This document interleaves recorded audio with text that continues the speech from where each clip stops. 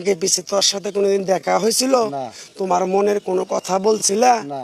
তুমি এমন একজন ব্যক্তি যে কয় আইলো তার পিছেই যাও, গেলে পরে তোমার ক্ষতি হয়, লাভের অংশটা হয় না।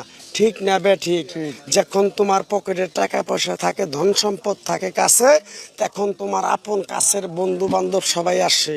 যখন আপনার কাছে টাকা পয়সা থাকে না, তখন আপনার আপন ঘরের লোকও থাকে না। কথাটা ঠিক না বে ঠিক?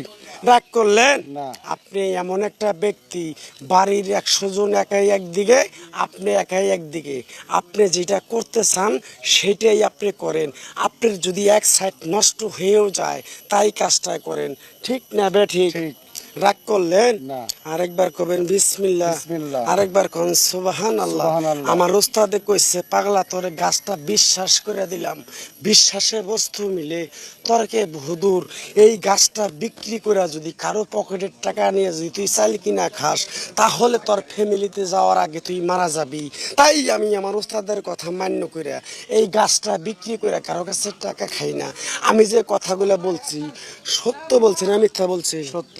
রাগ করলি? না। আরেকবার কবি বিসমিল্লাহ। বিসমিল্লাহ। বিসমিল্লাহর বরকত নাই, আছে। চীনা বামনের পৈথা নাগে না। তুই আমার কথাগুলো বিশ্বাস করছ? হ্যাঁ, বিশ্বাস করি। কিরকম বিশ্বাস করছ? তোর পকেটের টাকা দিয়ে আমার সংসারে বাল বাচ্চা এক সন্ধ্যায় পেট ভরে ভাত খামু, তোর দিতে পারবি? হ্যাঁ, পারবো। আমার ওস্তাদের নিষেধ আছে, গাছটা নিয়ে টাকা নেবো না। খাইতে চাইছি না। হ্যাঁ। মানুষরা বলছে, ওস্তাদের বলছে, চাইয়া খাবি পেটে আটবো না, চুরি করে খাবো পিঠে আটবো না। তাই আমি আপনার কাছে যদি খাইতে চাই, আপনি আমার খাওয়াবেন না? অবশ্যই। আরেকবার কোন বিসমিল্লাহ। বিসমিল্লাহ। রাগ করলি? না। কথা ঠিক না বে ঠিক? ঠিক। রাগ করলি? না।